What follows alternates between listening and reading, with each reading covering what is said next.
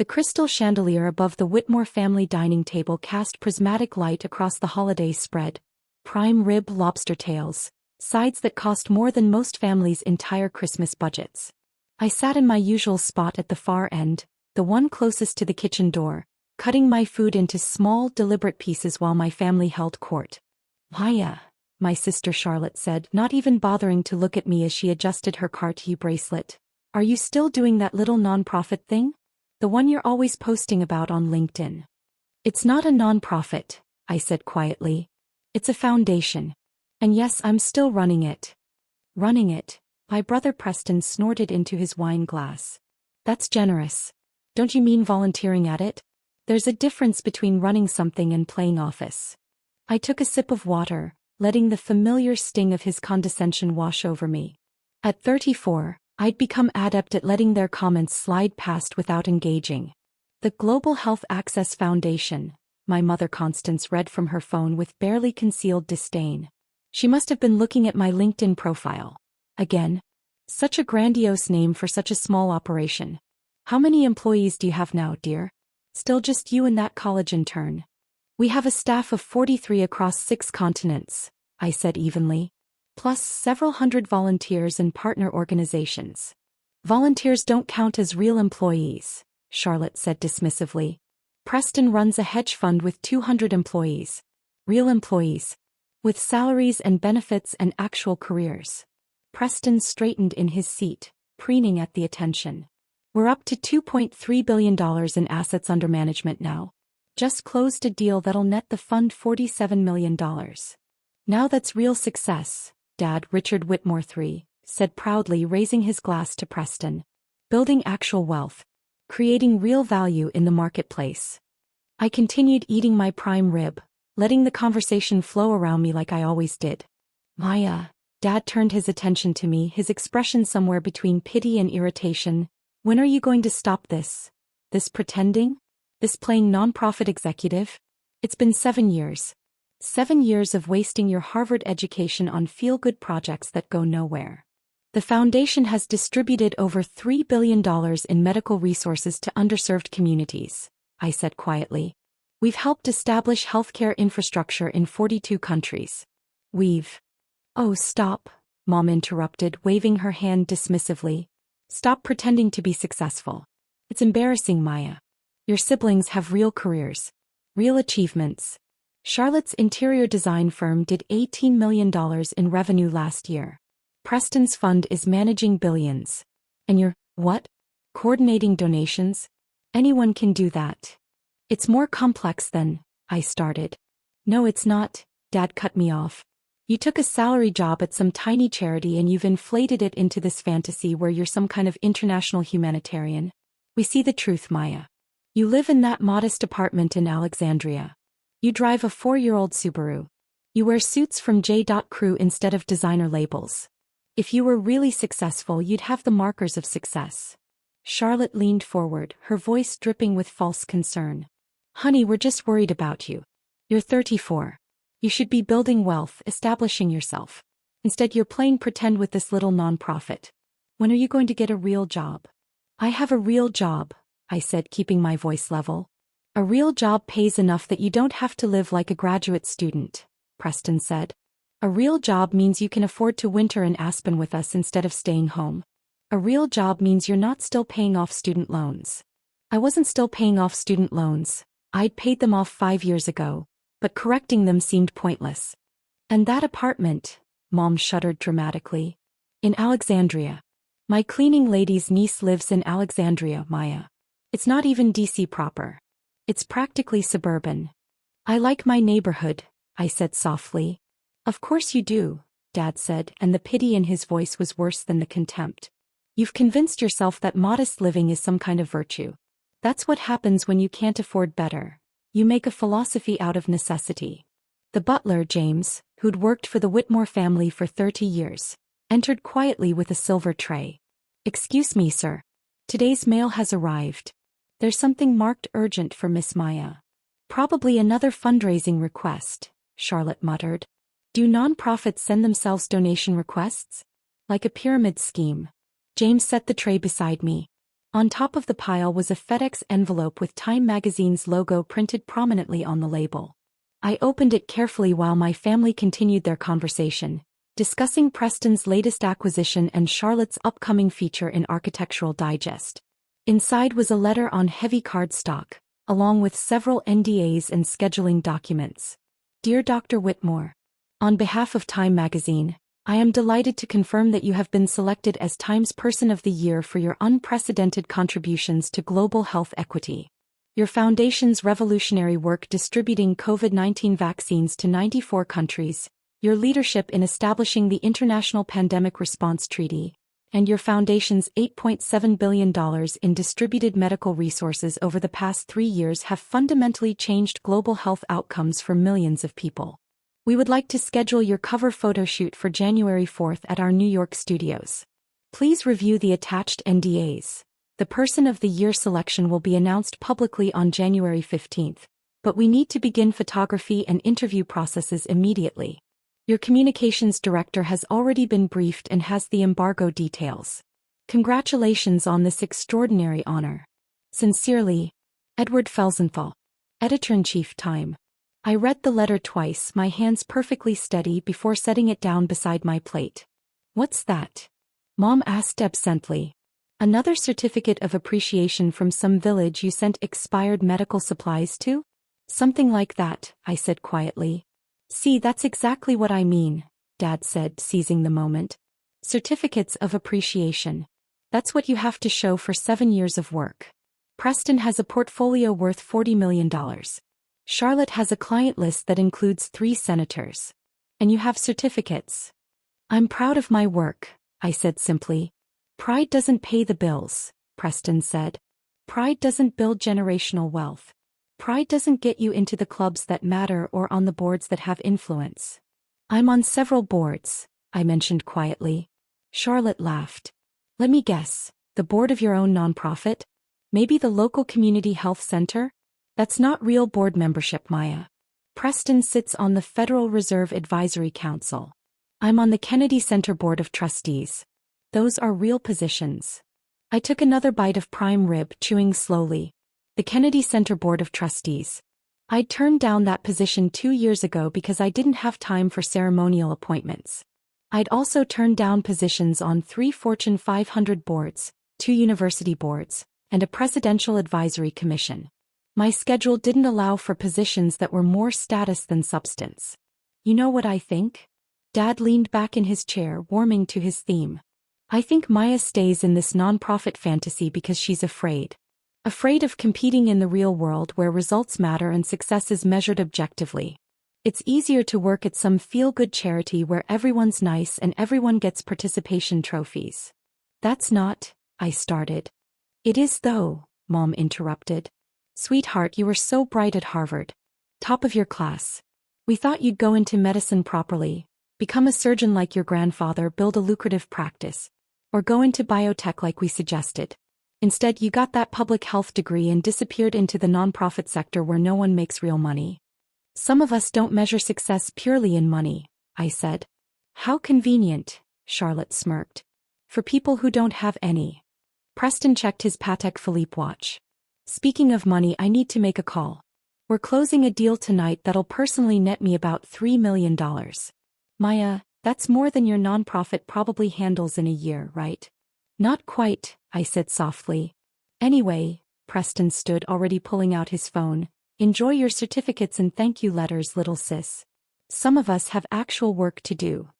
He left the dining room, phone already to his ear, his voice carrying back. Jerry? Yeah, execute the trade. Full position. Charlotte stood as well, smoothing her Chanel dress. I have a client call. Someone's building a 15,000 square foot home in McLean and wants me to design it. The budget is $2 million just for interiors. She glanced at me pointedly. That's probably more than your nonprofit's entire operating budget. Probably not, I said, but she was already gone. Mom sighed, looking at me with something that might have been genuine concern if it wasn't so thoroughly laced with disappointment. Maya, darling, we're not trying to be cruel. We're trying to help you see reality. You're 34 years old. You should be building something real. Accumulating something tangible. Instead, you're spinning your wheels in a sector that goes nowhere. I don't think I'm spinning my wheels, I said quietly. Then show us, Dad challenged. Show us something concrete. Show us real success, real achievement, real impact. Not feelings and intentions and certificates. Show us something that matters in the real world. I will, I said. Soon. Soon, Dad repeated with a sad shake of his head. That's what you've been saying for 7 years. Eventually. Someday. Maya, someday needs to become today, or you're going to wake up at 45 with nothing to show for your life but good intentions. Mom patted my hand as she stood. We love you, dear. We just want better for you than this. She gestured vaguely at me, at my J. Crew suit, at my modest existence. You could have been a surgeon. You could have built something valuable. Instead. She didn't finish the sentence. She didn't need to. I sat alone at the long table after they'd all dispersed. Dad to his study, Mom to her sitting room, my siblings already gone. James returned to clear the plates. Miss Maya, he said quietly as he reached for my plate. I don't mean to overstep, but I've been with this family for 30 years. I've watched you grow up. And I've never seen anyone work as hard as you do, or care as deeply about their work. Thank you, James, I said softly. Whatever you're doing, he continued, his voice low, it matters. Don't let them convince you otherwise. I won't, I promised. He nodded, then noticed the Time magazine envelope. Good news, I hope. Very good, I said. But it's embargoed until January 15th. James's eyes twinkled with understanding. I look forward to that date then. I gathered the Time documents and retreated to the guest room I always stayed in when visiting my parents. The smallest bedroom, the one that used to be a servant's quarters before the Whitmore family expanded the main house. My phone had 17 missed calls and 43 texts. I scrolled through them. Dr. Whitmore, this is Samantha from Time's publicity team. We need to schedule your photo shoot ASAP. Maya, it's Catherine from the foundation. Time's fact-checkers are calling for verification of all our impact numbers. I'm sending them everything. Congratulations. Dr. Whitmore, this is the State Department. Secretary wanted to personally congratulate you before the public announcement. Please call at your convenience. Maya. It's Dr. Patel from WHO. Heard the news through the grapevine. You deserve this more than anyone. The work you've done is revolutionary. I responded to the urgent ones, confirmed the photo shoot, and sent the signed NDAs back to Time. Then I called my communications director, Catherine Mills. Maya. She answered on the first ring. Time's Person of the Year. Do you understand what this means? I have some idea, I said. Some idea? Maya, you're going to be the face on every magazine in every grocery store in America. You're going to be on morning shows, evening news, newspaper front pages. Everyone is going to want to know who Dr. Maya Whitmore is and why Time chose you. I know, I said quietly. Are you ready for that? Because once this announcement goes public, your life changes forever. No more flying under the radar. No more quiet work in the background. I'm ready, I said. I've been ready. Good, Catherine said. Because I'm already getting calls from the New York Times, Washington Post, BBC, CNN. Everyone wants the first interview once the embargo lifts. We need to strategize. After Christmas, I said. Let's schedule a full team meeting on the 26th. We'll plan everything then. Done. And Maya? Your family doesn't know yet, right? No, I said. They don't. How do you think they'll react? I thought about dinner, about Dad's sneer and Mom's pity and my siblings' casual contempt. I think they'll be surprised, I said. Catherine laughed. That's diplomatic. Okay, talk on the 26th. And Maya? Congratulations. No one deserves this more than you. The next morning, Christmas Day, breakfast was a more casual affair. Just immediate family, still in loungewear, eating pastries and drinking coffee while opening gifts. Preston handed out envelopes. Stock options in my fund, he announced proudly. 5,000 shares each. Current valuation puts each gift at about $75,000. Merry Christmas. Charlotte distributed boxes from Tiffany. Custom pieces, she said. I designed them myself. The diamonds alone are worth $20,000 each. Mom and Dad gave generous checks, $50,000 each to their children. For investments, Dad said. Build your wealth. When it came to my gifts, I'd done what I always did. Donations to causes my family members cared about, made in their names. Preston, I donated $10,000 to the Financial Literacy Foundation in your name, I said, handing him a certificate.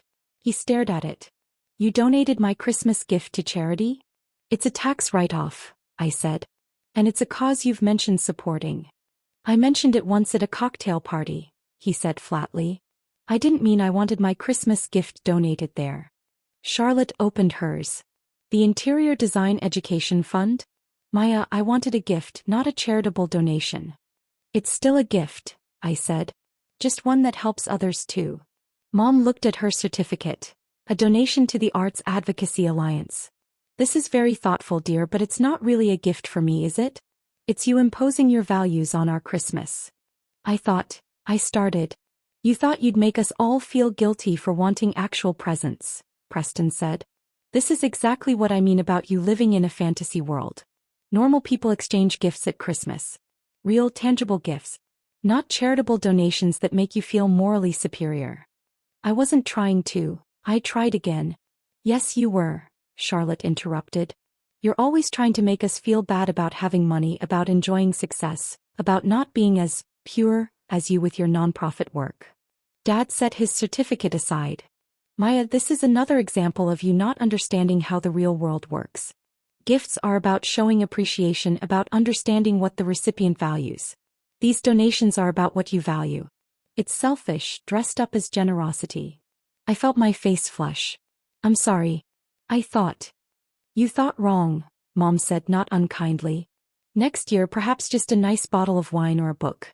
Something that shows you actually thought about us as individuals, not as vehicles for your charitable agenda. The rest of Christmas Day passed in uncomfortable silence. I spent most of it in my room reviewing the time materials and preparing for the photo shoot. December 26th, I drove back to my modest apartment in Alexandria. A comfortable two-bedroom that I'd chosen specifically because it was close to my office and didn't draw attention.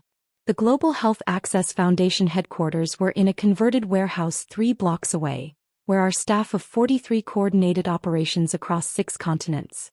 The foundation team was already gathered in our conference room when I arrived. Person of the Year, my deputy director, Dr. James Chin, started applauding as I walked in. The entire staff joined in. Thank you, I said, feeling genuinely emotional. But this isn't about me. It's about all of us. Everything we've built together. Time disagrees, Catherine said, pulling up the draft article on the screen. Listen to this. Dr. Maya Whitmore has single-handedly revolutionized global health equity. Her foundation's innovative distribution networks delivered COVID-19 vaccines to 94 countries, reaching populations that pharmaceutical companies and governments had written off as inaccessible. Her work has saved an estimated 4.7 million lives. That's a team effort, I protested. Led by you, Dr. Chin said firmly. You built this from nothing, Maya. 7 years ago you had an idea and $50,000 in seed funding from a small grant. Now we're operating with a $2.8 billion annual budget, we've distributed $8.7 billion in medical resources, and we've fundamentally changed how the world thinks about health equity. The vaccination program alone, another staff member added, reached 340 million people in remote areas. That's unprecedented. Catherine pulled up another document. Times fact-checkers verified everything. They were incredibly thorough. They confirmed the $8.7 billion in distributed resources, the 42 countries where we've helped establish healthcare infrastructure, the 4.7 million lives saved estimate, all of it. Maya, this is real. This is documented. This is objective success. My family thinks I'm a failure, I said quietly. The room went silent. What? Dr. Chin looked genuinely shocked. They think I'm pretending to be successful, I explained. They think I work at a small nonprofit with minimal impact. They don't understand what we actually do here. Have you told them? Catherine asked. I've tried, I said. They don't listen. They measure success in personal wealth and visible status. They see my modest lifestyle and conclude I'm unsuccessful. Your modest lifestyle is a security protocol, Dr. Chin said. You've received death threats from anti-vaccination groups, from pharmaceutical companies angry about your price negotiations, from governments whose corruption you've exposed. You live modestly because living ostentatiously would make you a target. I know, I said. But they don't know that. And I've never been able to explain it in a way they'd understand. Well, Catherine said slowly, they're about to understand. Time's announcement goes public in 20 days. Every news outlet in the world will cover it. Your face will be on magazine covers in every grocery store. They'll see it whether they're looking for it or not. Good, I said quietly. The photo shoot in New York was surreal. Time's photographers spent 6 hours capturing different looks. Professional shots in my work clothes, candid shots in the Foundation's satellite office, dramatic shots with symbolic props representing global health. We want to show both sides, the photographer explained. The serious healthcare executive who negotiates with world leaders, and the humanitarian who cares deeply about individual lives. I'm just trying to solve problems, I said. You're solving problems that affect millions of people, the photographer corrected. That's Person of the Year worthy. The interview process was even more intense. Times reporters spent 3 days with me, at the Foundation in the field visiting one of our vaccine distribution centers in rural Virginia, interviewing staff and beneficiaries. Your family doesn't know about this honor yet? The lead reporter asked during our final session. No, I confirmed. They don't really follow my work closely. Why not? They don't think it's significant, I said simply. The reporter's eyes widened. They don't think saving 4.7 million lives is significant? They don't know about the 4.7 million lives, I said. They think I work at a small charity. They've never asked for details. That must be painful, the reporter said gently. It's been educational, I said. It's taught me that I can't control how others perceive me. I can only control the work I do and the impact I make. Their perception is their problem, not mine. That's a very mature perspective. It's survival, I said. If I'd let their perception define me, I would have quit years ago. Instead, I let the work speak for itself. And now time is speaking for the work, the reporter said. Yes, I agreed. Now time is speaking for it. January 15th arrived like any other Wednesday. I went to the office early, knowing that by noon, my life would fundamentally change. At 11:47 a.m., Time magazine posted the announcement on their website. At 11:48 a.m., my phone started ringing. At 11:52 a.m., Preston called. I answered. Hello. Why? His voice was strained. Time magazine just announced. They said you're Person of the Year. That's a joke, right? Some kind of mistake. It's not a mistake, I said calmly. But they're saying your foundation distributed $8.7 billion in medical resources. That you helped vaccinate 340 million people in remote areas. That you saved 4.7 million lives. That can't be real. It's all verified, I said. Times fact-checkers spent weeks confirming everything. But, how? You work at a small nonprofit. You live in Alexandria. You drive a Subaru. I work at the Global Health Access Foundation, I corrected, which operates in 94 countries with a staff of 43 and an annual operating budget of $2.8 billion. I live in Alexandria because it's close to our headquarters and because a high-profile lifestyle would make me a security target. I drive a Subaru because reliable transportation matters more to me than status symbols. Silence. Preston. I have to go, he said and hung up. Charlotte called 17 minutes later. Is it true? Yes. All of it? The billions of dollars? The millions of lives saved? Yes. Why didn't you tell us? I tried, I said. You didn't listen. You'd already decided I was unsuccessful, so you filtered everything I said through that belief. We thought you were exaggerating. Inflating your role to feel important. I wasn't, I said simply. Why? I don't know what to say. You don't have to say anything, I said. But maybe next time you could ask questions instead of making assumptions. She hung up without responding. Mom called at 2:37 p.m. I was in the middle of a CNN interview via Zoom, so I let it go to voicemail. Her message was brief. Maya, please call us. We need to talk. The whole family needs to talk. Dad called at 4:15 p.m., then again at 4:47 p.m., then again at 5:23 p.m.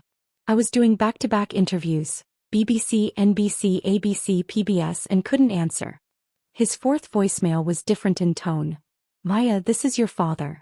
I've just finished reading the Time article. All of it. Every word. But I owe you an apology. We all do. Please call when you can. By 6 p.m., the Foundation's lobby was filled with camera crews. CNN wanted a facility tour. The Washington Post wanted an exclusive sit-down. The New York Times wanted to embed a reporter with us for a week. Catherine was in her element, coordinating media requests and managing the chaos. Your family's called 16 times, she informed me between interviews. Should I add them to the callback list? Not yet, I said. Let them sit with it for a while. Cold, Dr. Chin observed with approval. I like it. The cover of Time hit newsstands January 16th. My face, professional, serious, determined, stared out from every grocery store checkout lane in America. The headline read, Dr. Maya Whitmore, the woman who changed global health. The article was comprehensive, detailing the Foundation's work, my background, my education, my approach to healthcare equity. It also included a section that made my stomach drop. Despite her extraordinary achievements, Dr. Whitmore maintains an almost ascetic lifestyle. She lives in a modest apartment in Alexandria, Virginia, drives a used car, and rarely discusses her work in social settings. I don't do this for recognition, she told Time. I do it because it needs to be done. The work is its own reward. When asked about her family's perception of her work, Dr. Whitmore was diplomatic. They measure success differently than I do. That's okay. I don't need external validation to know the work matters. My phone rang. I answered. Hello. Maya. His voice cracked. I just read the Time article. Cover to cover. Every sidebar, every statistic, every quote. And Christ, Maya, I owe you an apology that I don't even know how to articulate. Okay, I said neutrally. We've been mocking you for 7 years. 7 years of dismissing your work, calling you unsuccessful, treating you like you were playing pretend. And the whole time you were saving millions of lives. Literally. Millions. Yes, I said simply. The article says you've negotiated with world leaders. That you brokered the International Pandemic Response Treaty. That you've testified before the UN. That pharmaceutical CEOs take your calls. Maya, you're more successful than Preston, Charlotte, and I combined, and we've been treating you like you're a failure. Yes, I said again. Why didn't you tell us? Why didn't you force us to understand? I tried, I said quietly. At every Christmas dinner, every family gathering, I tried to explain what I do. You didn't listen. You'd already decided what my life was, so you couldn't hear what I was telling you. We should have asked better questions, Dad said, and he sounded genuinely broken. We should have listened instead of lecturing. We should have respected you enough to actually learn about your work instead of assuming we already knew. Yes, I agreed. You should have. Can you forgive us? I was quiet for a long moment. I don't know, Dad. You didn't just dismiss my work. You dismissed me. For 7 years, you treated me like I was stupid, like I was pretending, like I was an embarrassment. That's not something that can be fixed with one apology after Time magazine forces you to see the truth. I know, he said. I know. But Maya, please, let us try. Let us actually learn about your work. Let us be the family you deserved all along. Maybe, I said. But not today. Today I have 17 more interviews scheduled and a foundation to run. The work doesn't stop because my family finally decided to pay attention. Of course, Dad said quickly. Of course. Whenever you're ready. Just, please be ready someday. We'll see, I said and ended the call. The next 3 weeks were a blur. Interviews, photo shoots, speaking engagements, award ceremonies. The Foundation's donation requests tripled. Everyone wanted to support Time's Person of the Year. Our annual budget doubled overnight as major donors finally understood the scope of our work. This is what it takes, I told Dr. Chin as we reviewed funding requests. 7 years of hard work, millions of lives saved, and we couldn't get major donors interested. But one Time cover and suddenly everyone wants to help. That's how visibility works, Dr. Chin said. Frustrating but useful. Useful, I agreed. But also a reminder that we're doing this work with or without recognition. The recognition is nice, but it's not why we're here. Spoken like a true person of the year, he grinned. February 10th, I finally agreed to have dinner with my family. They'd called daily, sent flowers, sent letters, sent everything except an understanding of why I might need space. The dinner was at a restaurant, neutral ground. No Whitmore family estate, no home field advantage. Just a quiet table at a Georgetown restaurant where we could talk without an audience. They were all there, Mom, Dad, Preston, Charlotte. They stood when I arrived, awkward and uncertain in a way I'd never seen them. Maya, Mom said, her voice trembling. Thank you for coming. I sat without ceremony. I have 90 minutes. I have a call with the Gates Foundation at 8 p.m. Of course, Dad said quickly. We understand. You're busy. You're always busy. We didn't realize how busy. How important your work is. How important you are. I've always been this busy, I said. I've always been doing this work. The only thing that's changed is time told you to pay attention. Preston leaned forward. Maya, God, I don't even know where to start. I bragged about managing $2.3 billion like it made me a king. Your foundation moves $2.8 billion annually and saves millions of lives. I'm a footnote. You're Person of the Year.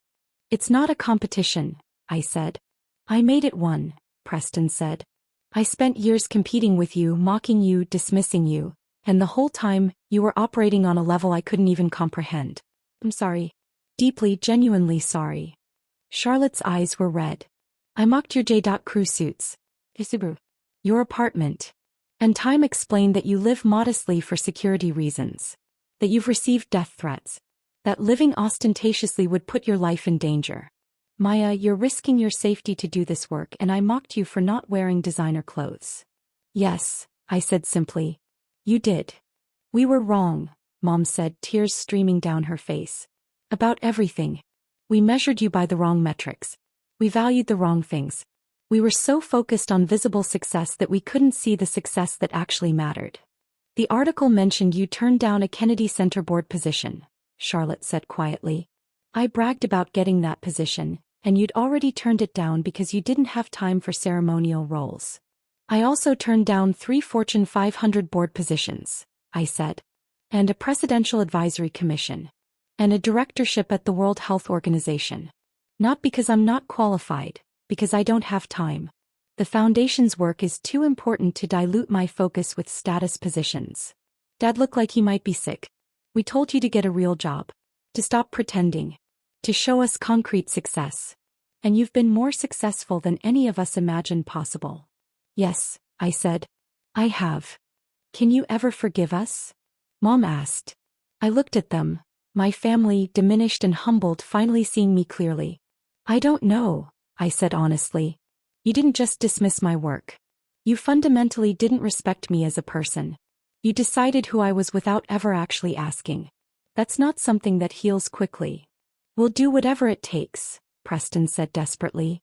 We'll volunteer at your foundation. We'll donate. We'll publicly support your work. Whatever you need. I don't need your money or your time, I said. I need you to understand that success isn't measured in visible wealth. That impact matters more than image. That saving lives is more valuable than managing portfolios or designing interiors. We understand that now, Charlotte said. Do you? I challenged. Or do you understand that time validated my work, so now it counts? If Time hadn't named me Person of the Year, would you still be dismissing me? Be honest. The silence was damning. That's what I thought, I said softly. You respect the recognition, not the work. You respect the title, not the person. And that's not real respect. That's just responding to social proof. Then teach us, Dad said. Come to Sunday dinner. Tell us about your work. Help us understand. We're asking to learn, Maya. Really learn. I considered it. One dinner.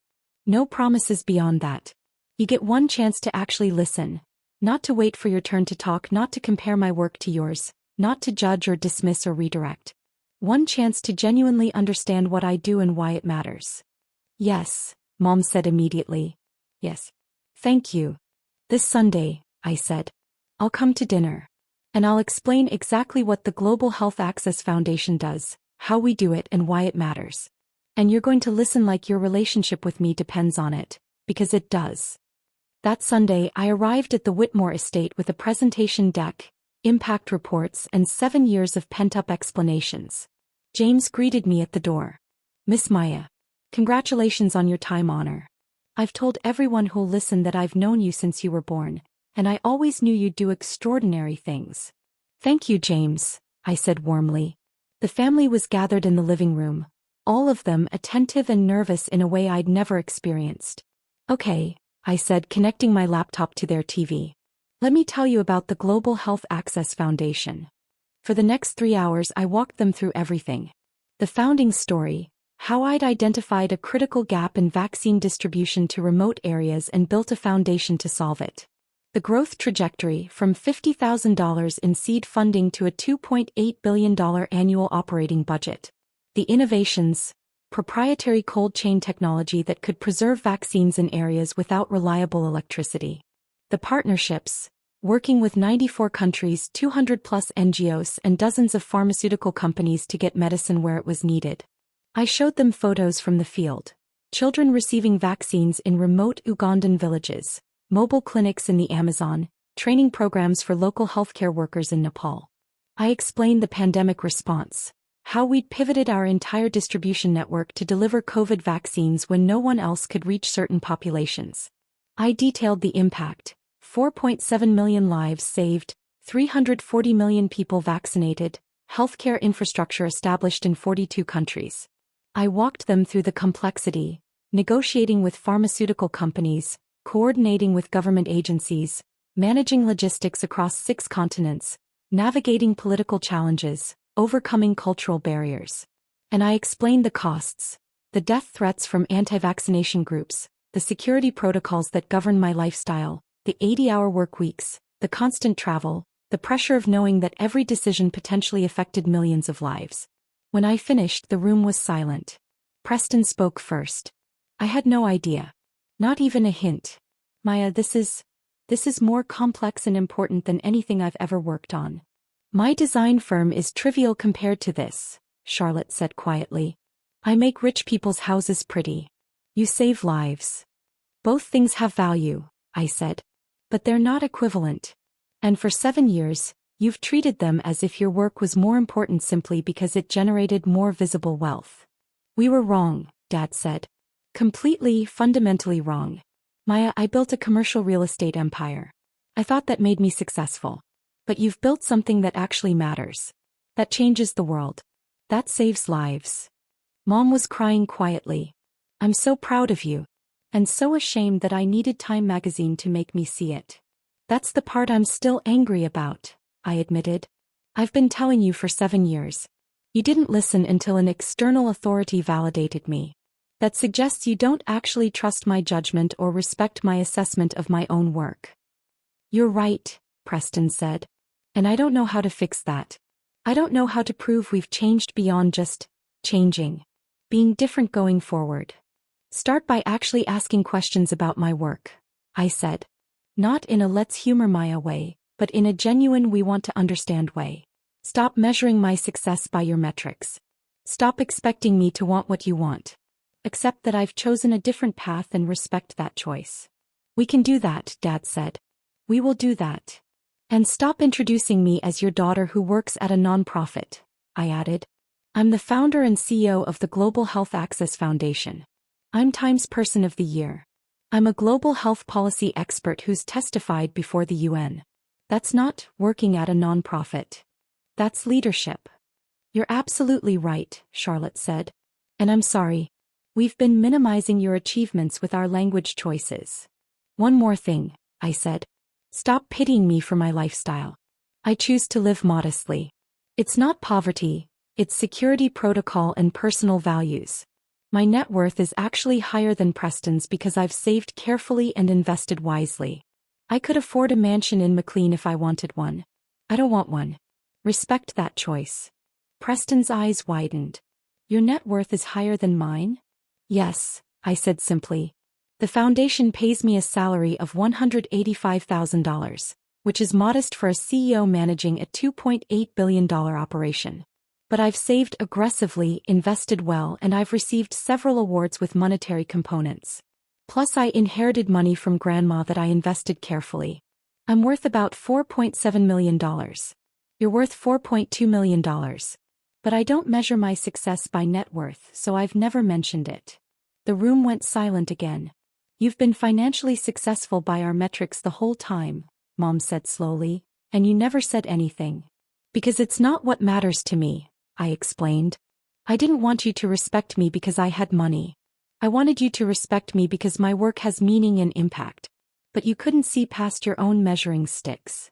We're seeing now, Dad said firmly. Maya, we're seeing now. And we're asking for a chance to rebuild our relationship on new foundations. Foundations based on respect, understanding, and actually listening to you. I looked at them, my family humbled and sincere, finally seeing me. Hey, I said. We can try. But it's going to take time. 7 years of dismissal doesn't heal with one dinner and some apologies. We understand, Preston said. We'll put in the time. Whatever it takes. 6 months later, I stood on stage at the United Nations accepting the Global Health Leadership Award. My family was in the audience, all of them by choice. Afterward, at the reception, a reporter asked Dad what it was like having a daughter who was Times Person of the Year. I'm proud beyond words, Dad said, and I could hear the genuine emotion in his voice. But more than that, I'm grateful. Grateful that she's shown me what real success looks like. Grateful that she's patient enough to let us learn. Grateful that despite everything, she's giving us a chance to be the family she deserved all along. Preston had started volunteering at the foundation one Saturday per month, using his financial expertise to optimize our investment strategies. Charlotte had designed our new office space pro bono, creating a workspace that reflected our mission and values. Mom had joined our board of directors, bringing her network and fundraising skills to support our expansion. They were trying. Really trying. And slowly, carefully I was letting them back in. Speech, someone called out, and the reception fell quiet.